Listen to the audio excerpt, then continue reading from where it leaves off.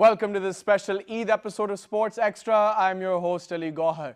Eid Mubarak, everybody. This Eid is a lot of fun because you feel like you've achieved something after fasting for an entire month. It really feels like you've done something special. And then when you wake up for Eid, you go for Eid prayers, you get to spend time with family, and then you completely OD on food. I think that's the best part of this Eid. So, as you all know, this is a sports show, so we're going to spend our time talking to guests who are into sports, of course, who are involved in sports, and later on during the program, we're going to ask them how they celebrate Eid. So, right now, I've got two guests in the studio, two very special guests. I've been joined by Mr. Qasim Sulman. Qasim. Hello. Great to have you on the show. Eid Mubarak. Eid Mubarak to you as well. Qasim, you're the group leader, Shotu Khan Karate International Federation, Pakistan. Yes. It's a pleasure to have you on. And we also have Ms. Kanyat Khan, who's a young 18-year-old tennis player and the author of 4 books. Great to have you on. Thank you Eid so Mubarak. much. Eid Mubarak to you. Qasim, I'll start with you. Before we start talking about Eid and what you do to celebrate, I want to ask you about karate. What drew you towards that path? Why karate? Karate is, you can say that karate is in my blood. But when I was in childhood, I was used to watch the karate movies. And from that time... Bruce Lee, I imagine. That time, that was Bruce Lee, of course. So he was one of my ideal personality in karate. So I started training by watching that movie, and then I said, I think that this game is good for me. And then I started karate until now I'm doing this karate. How old were you when you started? I was too young. You can say that in 1992 I was black belt when I was in matric. So you were studying when you got your first black belt? Yeah. And I understand, what, you have 5 black belts? Now I'm 5-time black belt. So you're a weapon, really. You have to be extremely careful with all the skills that you've acquired. That's really impressive. So I'm going to ask you more about karate and what it is you have to do. Kanyat, why tennis? I was talking to you off air and I could tell how passionate you are about this sport. Tennis is something very more for me. It's something it's very passionate for me to be in tennis. When I was I was in 9th grade when I visited first in Malaysia, and we've been played over there in Junior Fed Cup.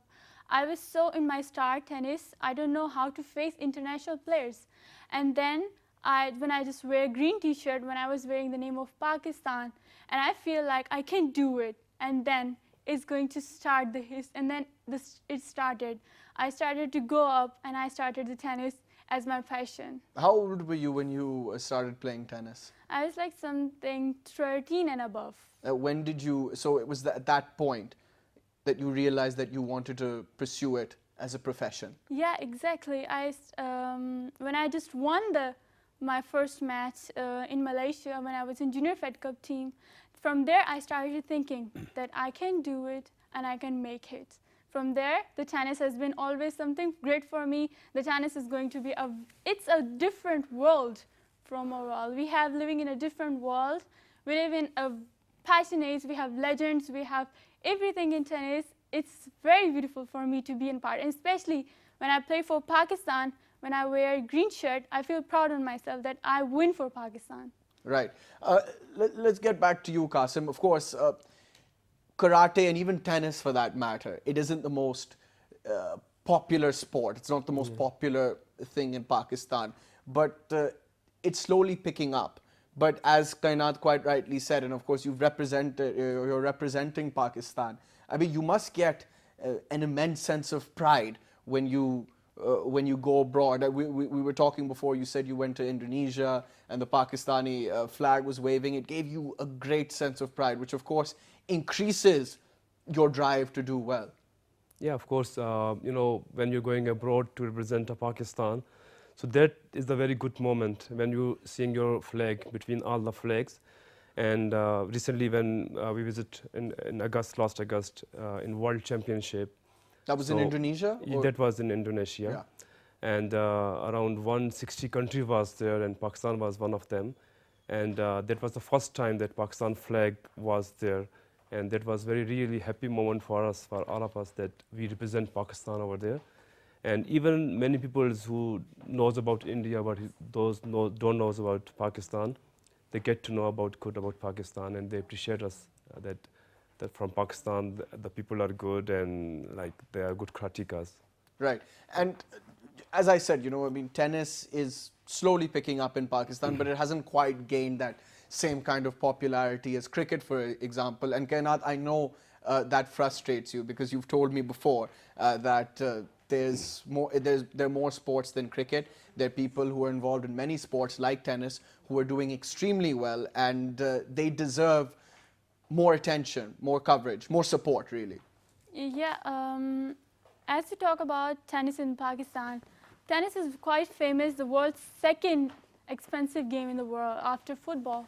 People in Pakistan are so much inverted toward cricket, but not in tennis. As I want to say that in tennis we have very much talent, and if we need to groom it so we can do it as like international. We are stepping toward in Asia, so we want to go for ahead in the world. While in Pakistan, we need to make some more courts. We need to aware people about tennis. Right. We need to take the interest in the young people that they can come in tennis, and we need to aware them what is tennis, how it's played, and how you can come up. So this is a very need in Pakistan to just take a step towards tennis promotion. Right. Now, I want to talk about your crafts and the kind of training that both of you have to do. Okay. Now, I'm sure in karate you have to be extremely disciplined, and the training that you have to go through is intense. It's very, very intense. So describe that for us, the kind of training that you have to do, because you, Qasim, you compete and you also train. Yeah, I'm trained. So as you said, that the karate is the name of discipline. Like when we enter in the dojo. Dojo is the area where we're doing training. So we bow to the dojo, and also like the student, the karateka, bow to the instructor. And when he leaving the dojo, and he also doing the same kind of act. So this is the kind of discipline and respect that he's giving to the area of training and to the seniors and the teacher. And training start with the very serious mode and end with the serious mode. There's no like laugh and there's no gupshup chat, just only training. We start with the gupshup starts after training, maybe. Yes. And we start with the hard work and we end with the hard work. And between all the things, the tough techniques and the kicking, punching and everything we're doing during the training. It's a bit tough training in karate. It's not easy. Like you have to get enrolled in that, like simply. Right. Talk about the training you have to go through, okay? Now, how much do you have to train? I imagine you probably wake up very early. You get to the court, hit as many balls as you can, practice all kinds of drills. Talk to us about it. Exactly. In tennis, we need to warm up first of all. We need to run for miles, and then after walk up, we start with warm up and we end with success. This is the thing I like in tennis is we learn every day. We become stronger in every day. Whenever we go to strokes, we hit the ball, we run. We need to be very fast and very sharp. We need to look for the ball. We need to know the techniques of tennis, and then we are going to make it. Talk about the kind of training you specifically have to go through. How do you maintain your fitness? There is very simple. You need to be fit, take healthy food, and do exercise. We firstly take warm up, and then after tennis, we go to gym, and then we do our body's exercise in the gym. And then what's the basic thing we do in tennis is that we need to start our stroke with the strong. We need to be strong in tennis.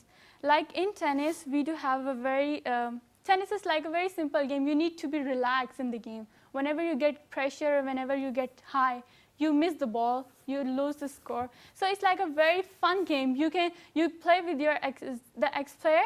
You need to be very good with him. You need to take his weakness and you play very soft with him so he lose the point and you win the point. Right. Now I've been joined by Mr. Syed Mohammed Owais, who's a regular here at PTV, and you also work for Muslim Hands as well. Yeah, thank you so Owais, much, Ali. great to have you on. Thank you so much. Assalamu alaikum, Ali. Wa alaikum assalam. And you do wonderful work, by the way, Owais. I'm sure you've done quite a few shows, so I'm sure people know that you're not just a cricket analyst, you also work for Muslim Hands. I'd like you to tell us a little bit about that. I think we have visited Muslim Hands before. I just have, welcomed yes. you. And Muslim Hands is one of the leading organizations in the world, working in more than 50 countries. And in Pakistan and Kashmir, we have got 50 permanent projects. And I work for the orphan sponsorship department that looks after the orphans, because we have got schools in Pakistan and Kashmir who are just for the orphans. For the sake of the orphans, they get welfare education, then lunch, and even we look after them. So it's really fun to work with Muslim Hands, because I love to be with the orphans. We just travel with them. We actually reach till the end part of Kashmir, where most of them, they think, where we can work over there or not. We are working near the LOCs, like, for example, Lipa. Then we are working near the areas about Kotli too. Right. And of course, you also played a little bit of cricket of us. Why were you drawn to cricket? Why did you decide to get into that? And then why did you decide to leave?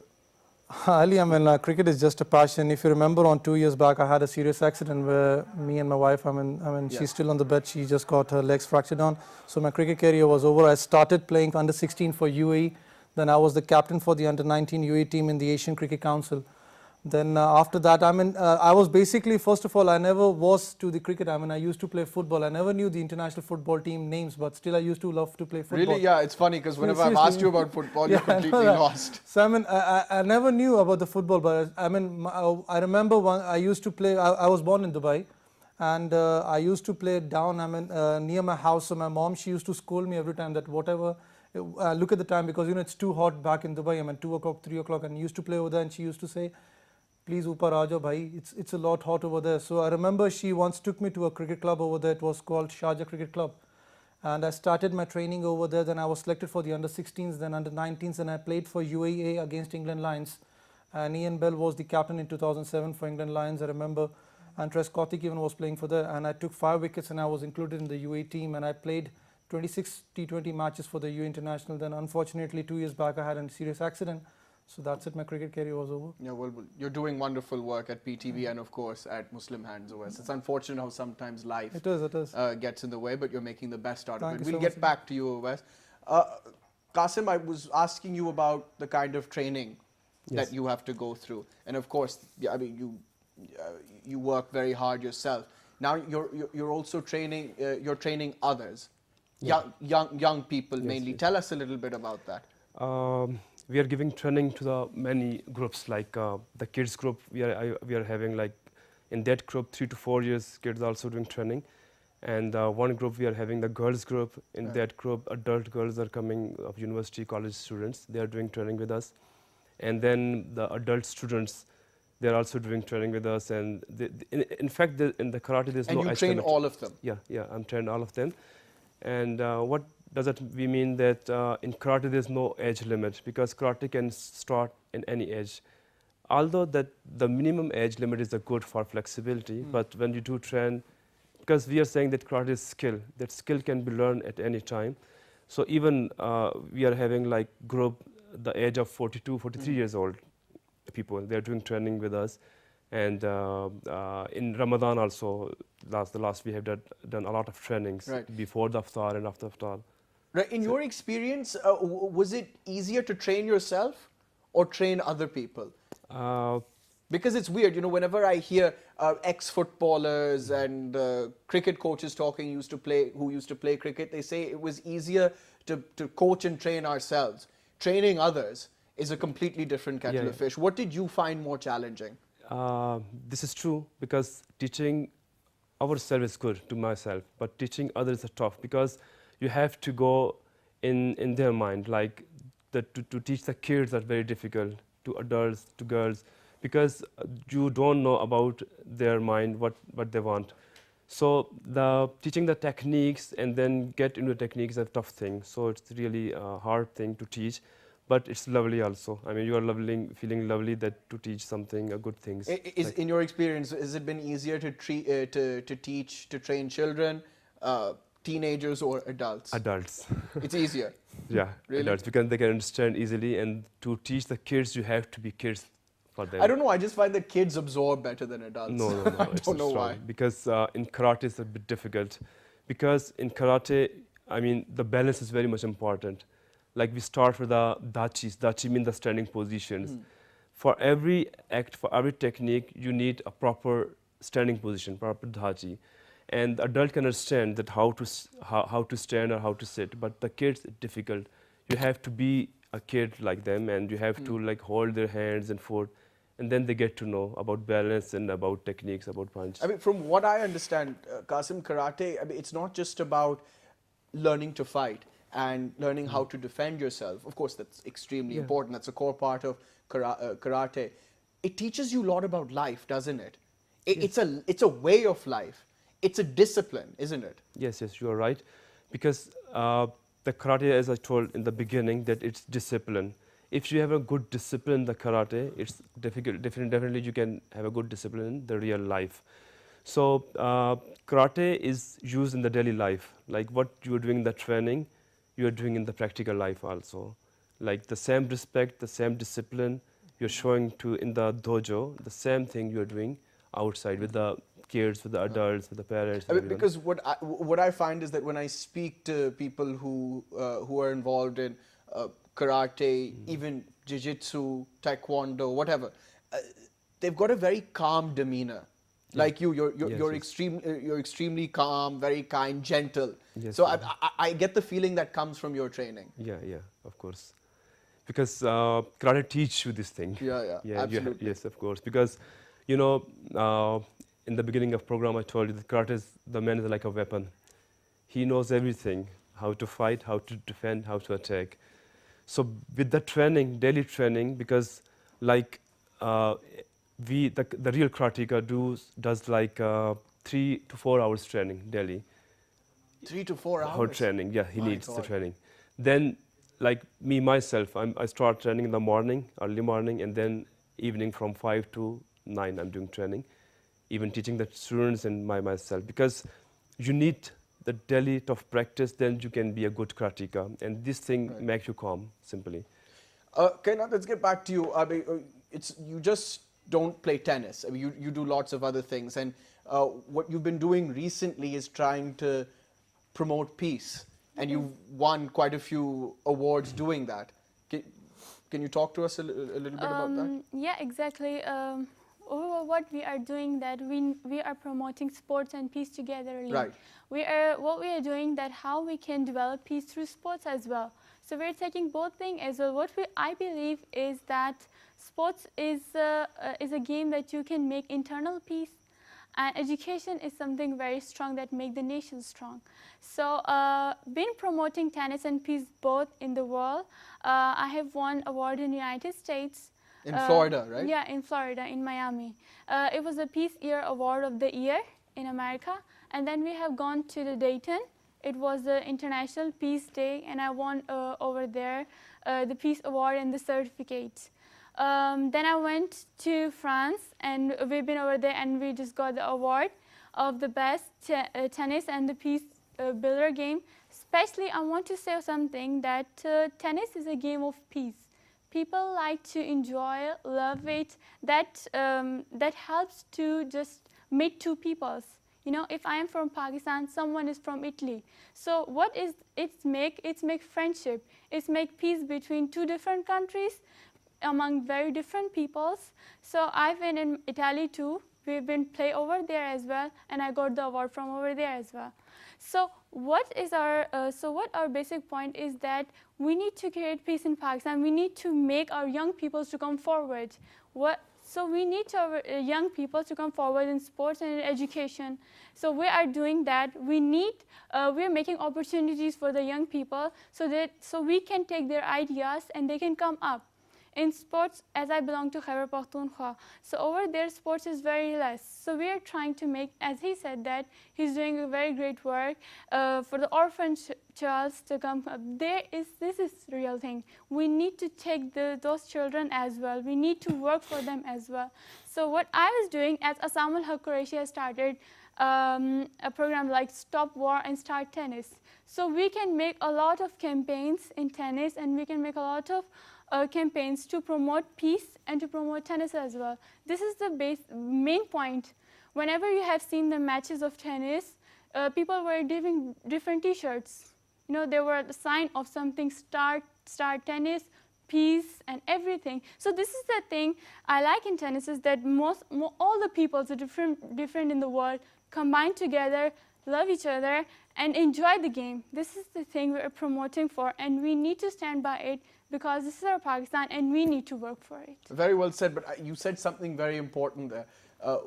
Going abroad, so many different countries, it was an eye-opener. When you went to Malaysia, not only did you learn a lot about tennis, you learned a lot about life, because you met people from so many different parts of the world. That's why, this is why sports is so important. Like if somebody, for example, follows cricket, they'll know things about New Zealand.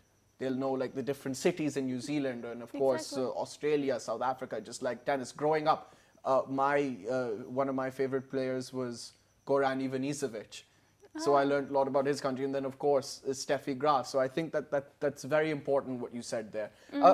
Moving on a little bit, I mentioned in your introduction that you're an author of 4 books. Yeah, exactly. And you're only 18 years old. One is about tennis. Yeah. I understand. Tell us about that, and then tell us about the rest. Okay, so I have written the 4 books as well. I'm the author of 4 books. These books are to make a very good positive image for Pakistan in the world, and to attract the young people to come forward and to write books, what idea they do have, what idea. As I have been gone for the first time in Malaysia, it's been my first time, and I was quite nervous with what I can do, because Owais was my first time. And then whenever you just see your flag in different countries, whenever you feel that you are Pakistan, and then something happens that you are playing for Pakistan, and then we just won the match, we got the Fed Cup, we got the 3rd position, and it's been a great change in my life. And I started tennis not in Pakistan but in overall the world. As I talk about the 4 books, the books leads towards peace. I have written many different messages, different countries in my book, and leading them that how they make examples for us. So now my books are among between 80,000 children. In Pakistan, I am standing with 80,000 children, and we need to go for the head in overall the world. Wherever I visited in France, Italy, America. I've been with so many young people, and they are with me. They're very happy that we are taking sports and peace equally, because it's very something new, you know. People take peace for, so when it's combined by sports, you know, it's something like different. You can express it by playing, you can express it by your working, you can express it by your own on culture, on everything that you want to do. So that's why I like it about to take the tennis as well and to take the peace work both togetherly. And one thing very important, if he's going to do it, said that he's trained for 3 hours. We take 6 to 5 hours. Training. Yeah. We need to run, and then we need to be in court and practice, because you need to take up all the balls, because you hit the wrong. Do you practice every day? It's winter, it's going to be stopped, but in summer we practice. It's about something 3 to 7. We are in a very warm condition, and then we need to play tennis, because it's a passion. You know, when you get a passion, you do everything for it, and I like about that. Right. Wes, I mean, she just argued very, very passionately, but there are times where we have to be dispassionate. And some cricket, as you know, is the most popular sport, and you've been a cricket analyst for a couple of years. At times, we get a little bit heated, a little bit unfair, and a little bit superficial as well. Our cricketers work extremely hard to try and make us happy. And sometimes they'll fall short, because in sport there's a winner and there's a loser, and they're not going to win every time. I do think, and being a cricket analyst myself, I do think it's important that because Eid is also a time for reflection. I think it's important that sometimes we step back and try to be a little calmer when we're analyzing the game of cricket, particularly Pakistani cricket. It is, I mean, and you know, when it's, I mean, when Pakistan's, I mean, like whatever happened back in the ICC Champions Trophy, if you remember on Ali, Sarfraz Ahmed was criticized a lot. And like you just mentioned on, I mean, we need to be just easy up over here because, I mean, it's not that the cricketers, I mean, if they lose any match, we start criticizing them. I can give an example. See, I never played for Pakistan, I played for UAE. And believe me, Pakistan, it's totally like 19 to 20 crore people over here. Only 15 are lucky to have that flag on the chest over here, the Pakistan flag. It's not easy to achieve that. And see, you need to respect them. Whatever the situation is, even if they lose on, even if they win, they are your heroes. I can quote you an example. Unfortunately, whatever incident happened back in 2010, if I remember, once I spoke to you about that. The sport fixing scandal, yeah. Yeah, our orphanage invited Salman Butt and Mohammad Asif and Amir when their rehabilitation process was going on. Pakistan Cricket Board just told them to visit Muslim Hands, the Wazirabad Educational Complex. And they came over there. Remember, we had some restrictions not to allow the public to enter the complex because we just wanted the players to visit spend some time with the orphans. I mean, so that could have been much good for us. Even they wanted to spare some time with the orphans. And Ali, believe me, at that road, I mean, it's just 10 minutes from the main road, Wazirabad complex, and believe me, there were more than 1,000 people just waiting and watching to just look at the heroes. I mean, whatever incident happened back in 2010. And I remember I won't speak one player's name, and he just told me up that I'm afraid something does not happen over here with us. And believe me, all the two, because Amir had to go for Bangladesh Premier League, Mohammad Asif and Salman Butt, they had tear in their eyes and they were crying that whatever we have done, but still we are the heroes. I mean, the way the public have been picking us. So that's the thing I say on. See, winning or losing is something else, but we at least need to, even as an analyst, even you as an analyst, like we always need to be patient because we have been against Pakistan team. If they lose one match, we just go against them. We have been against the coaches. I mean, whoever is the Pakistan coach, we be against him. We need to just relax and watch on. They are our heroes. Whatever it is, see, even if they come over here, even if they lose anything, still if he's with you, he's your hero. He represents Pakistan. Right. And as the three of you would know, I mean, winning and losing is a part of it, right? Exactly. It's a part of sport, and you have to know how to deal with loss. That's why that's extremely important. So, I mean, personally, Qasim, I mean, you're amazing at what you do, but I'm sure when you don't do so well, it brings you down. How do you pick yourself up and start again? And I'm going to ask not the same question. The simple answer is, what in my mind is there is every one after lose. Like when you lose anything, so there is one new hope, the big hope. And the real sportsman he has to start again. Like he has to run more fast for the winning. So there is a big hope after lose anything.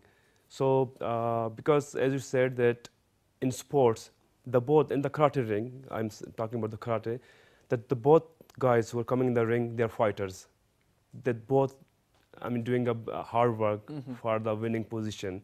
If one person is losing, it doesn't mean that he lose the hope. Okay, so he has to stand again after lose position. So the good thing is after losing, there's a great winning. So in sports, it's a normal thing, like win or lose. Just out of curiosity, I mean, I know you're when you're in the karate ring. Is that what you call it, a karate ring? Do you? I mean, when you've competed abroad internationally against top fighters, do you ever get scared? Is there ever a moment where you're like, "Gosh, this guy is amazing," or are you too focused at that point to feel fear? Because in last experience in Indonesia, I was also as a participant, my students and me also. So of course that was the 160 country people was there, and most of champions are coming there. So the ring, the area where you're doing the fight, is the thing, like you have a good stamina of 1 hour, but when you get in the ring, your stamina comes to the 1 minute. And the more important thing is when you go into the fight, you have to fill the form. And in that form, there's written the death also, that if you lose your Yeah, life. yeah. So we are not responsible. You have to sign over there. So that moment you're thinking that, because in the karate fights it's dangerous. Gosh, have I picked yeah, the right sport, The the right punch. discipline? You know, there are many pressure points on your body. Any punch and kick and hit on the pressure point, and the man can lose His life, yeah. So that time the person thinking It crosses that your mind this, at that maybe point. this is my last ring, maybe this is my last time. But when you play for the country, so that is the point that you, I mean, willingly signed, and you say, okay, I will win. I will fight for the country. I will fight the Pakistan. So that time, I mean, you are not feeling any scare. Absolutely, You're feeling, yes. yeah, this thing. How do you deal with losing, Kanyat, when it happens? What do you do to pick yourself up and start again? Losing in tennis is very hard, you know. After losing a match of 3 sets or 5 sets, we just got angry and smashed our racket, you know. Lots of players international have done this. Like your favorite player, Maria Sharapova, she's done it a few times. Yeah, she's done too. But in tennis, it's not like losing hope. I was watching a match of a young girl. She lost one set very openly, like 0-6. And then she come back in the second set and she won the second set. In tennis, whenever we lose 1 point, we don't focus on that we have lose. We immediately focus on the second. We said that I have to win that point. And this thing will bring tennis very much interesting. You know, when the one lose and the other wins, and the one lose and the other wins, that's really. Whenever I lose, I seriously think about one line: after every dark night, there is a beautiful sunrise. You know, and then I say that if I lose, it's dark night, and the next I will be a sunrise.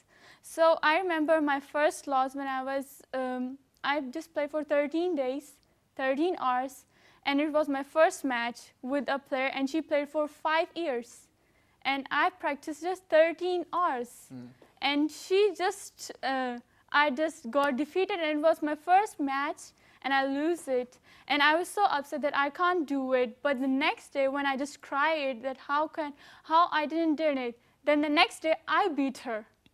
This is seriously amazing thing. We don't need to take or lose on ourselves. It doesn't mean that you got depressed. It doesn't mean that you don't see any hope. In tennis, there is always hope on every side. You need to be strong and you need to be confident. Firstly, trust in Allah, and then on yourself, and believe that you can do it. Everything is possible. Nothing is impossible.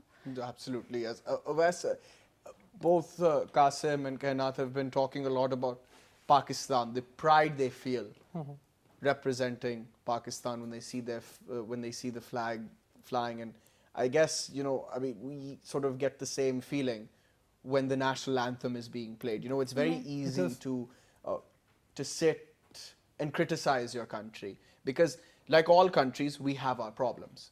Every country does. Sometimes these problems can even unite us. But so why, I mean, although, like, you know, I talked about how sometimes we unfairly criticize our cricket team, we attack them for no rhyme or reason. But when that national anthem, when we hear the national anthem, something happens. We get goosebumps. It is, I mean, see, I mean, Ali, the thing is that, I'll just quote an example. Whatever country you play for, I mean, when Pakistan national anthem is played on, believe me, your body just lifts really up. I mean, it's just Pakistan, I would say, on when the national anthem is played, believe me, you just get morale up, you just get boosted up. I mean, that kind of a feeling it is when the Pakistan national anthem is played. And listening to this both, Ali, one thing I would say on, unfortunately, as a cricketer, Pakistan has given so many sportsmen to Pakistan, but unfortunately we have just focused on one, and that's cricket. We need to focus on other sports too. Look at hockey, look at boxing, look at like this both, I mean, sportsmen sitting over here. You need to focus over here, you need to pick up the sports and lift them up too, because if you have an example of other countries, they have got so many, they are now trying to just boost up other sports too. I mean, they have got kabaddi leagues, they have got football leagues, they have got tennis leagues starting up. You need to do the same thing in Pakistan too, at least, because unfortunately the incidents being happened in the universities nowadays, sports is the best thing to keep all these things away from a mind, because a student goes on studying 12 hours or 13 hours, his mind isn't fresh. when you just have a 1 or 2 hour sports, his mind just gets on fresh on. So you need to have this kind of sports activities, even in the universities, I say, even in the colleges, to provide that kind of incidents. I mean, whatever has No, happened. I mean that's why parents look to get their kids involved. They try very hard to get their kids involved in sports, especially tennis and karate. I mean, I'm sure like a lot of kids, they start karate or taekwondo when they're 5 or 6 years old. But coming back to what Owais said, promoting other sports. In your opinion, Qasim, what more can be done to promote karate in Pakistan? Do you have any ideas? Yeah, there are many, points. We can have different seminars in different schools, universities. Even I'm doing seminars in some universities, and the karate sport, like, can be the part of study. Like, there should be a complete 1 hour training class. Like, there are some schools, they are offering karate, but that is just name of karate. Like, wearing a uniform and standing there is not karate. They don't have proper coach even to train them. So there should be a proper coach who can train that kids properly 1 hour class as other subjects they're taking. And the second thing, the tournaments, the government should offer the schools like inter-school tournaments like this free of cost, and students can come out for the tournaments, and the tournament seminars are the best way to promote this game. And even like in SKIF Pakistan, what we are doing, like he is working in Muslim Hand. So I'm also working in NGO, like Helping Hand for Elephant Development as a media head. So they're also like orphans, and what we are doing now, I give my suggestion to them that we have to, for the orphans also, there should be this sport, it's karate. So we can choose our orphans for this game, and we can teach them a skill, and after some time, through this skill, they can earn money also. Like, they can teach somewhere else to some schools, colleges, or private dojos. So by this way, by this skills, they can earn more money. So this is simple points. By this way, this karate sports can be promoted, like seminars, schools, universities, as a proper subject. So but the main thing is the coach, proper coach.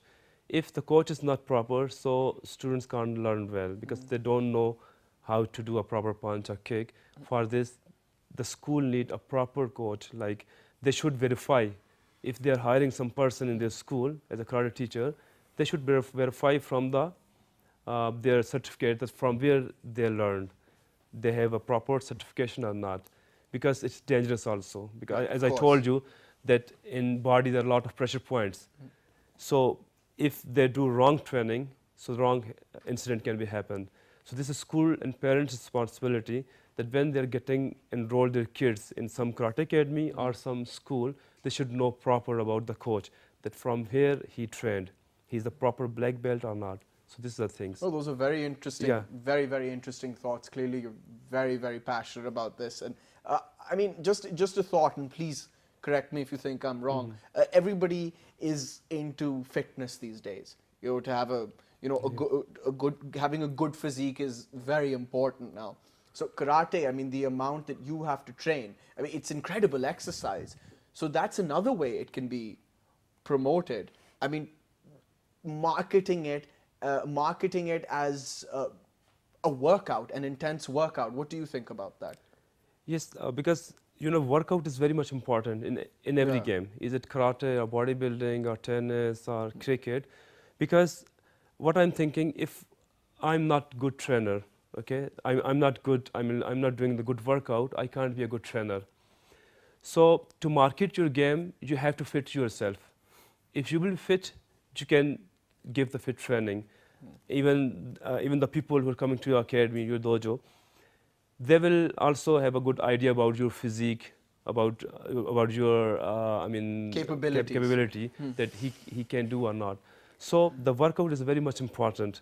Like what I'm saying, that the good coach can have a good workout. Right. Otherwise, he can't be a good coach. Right. We've only got a few minutes left, so I'd like to ask you all what you're going to do for Eid, and how you celebrated Eid in the past. I'm going to ask you, when you were a kid, when you were growing up, how did you usually celebrate Eid? We used to celebrate Eid.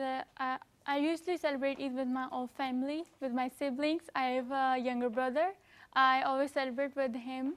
My family, because my family support is very important for me. My mom, my dad supported me very well.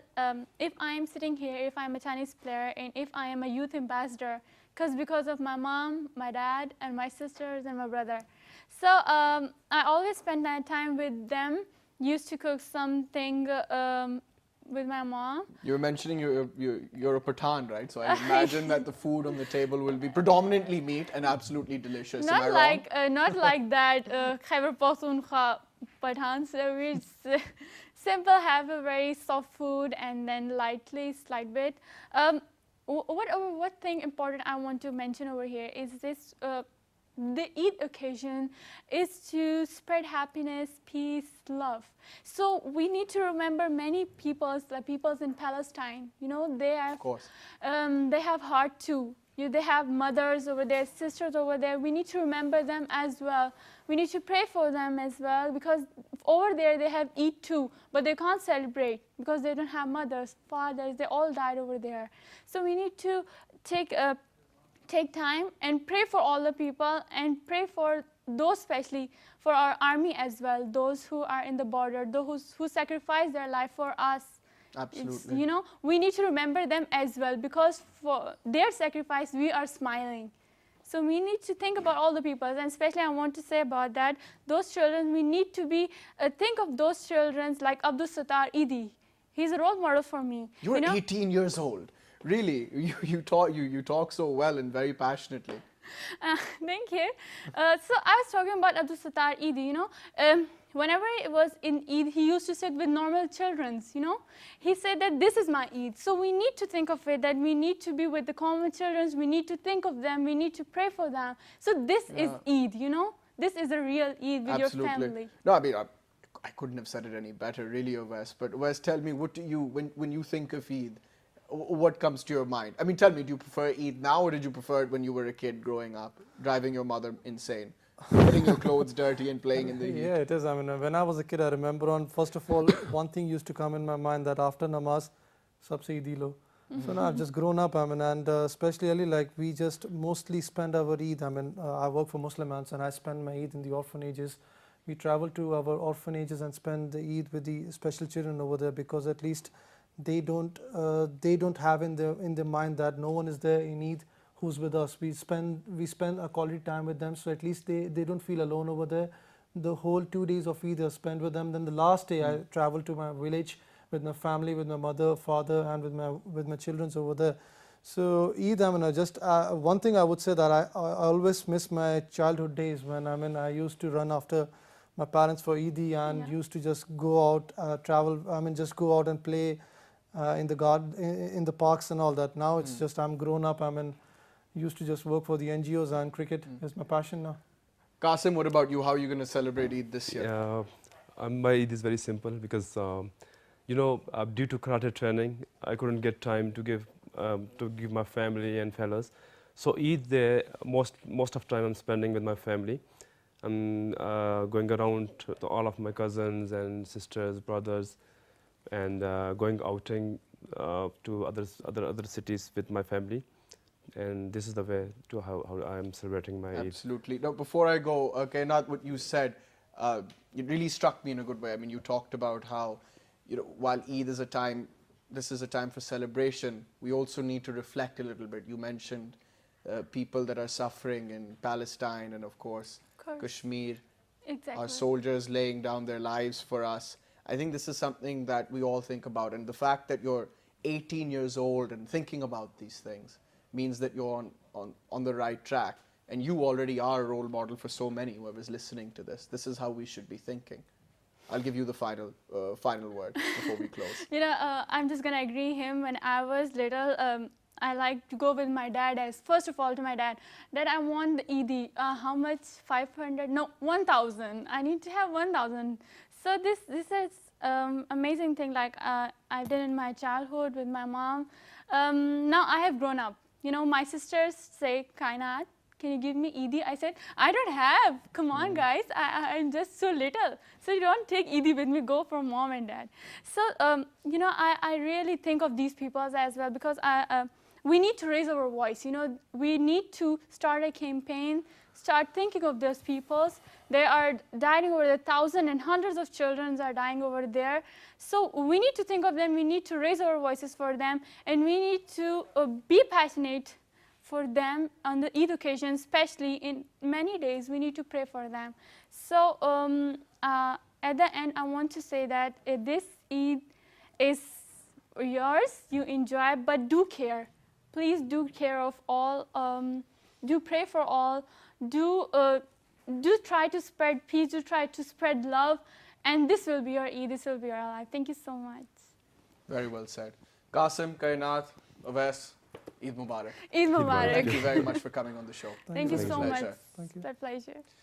That's all we have time for. Keep watching Sports Extra on PTV World. Eid Mubarak, everybody. See you soon.